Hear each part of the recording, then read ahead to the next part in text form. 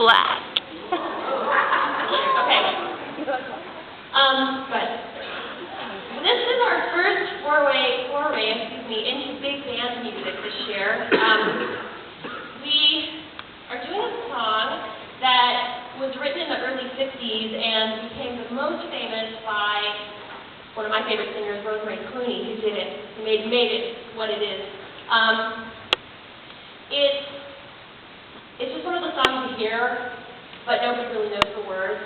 And really, it's kind of famous. I think it's been used in every Mafia movie that's ever been made. So, there you go.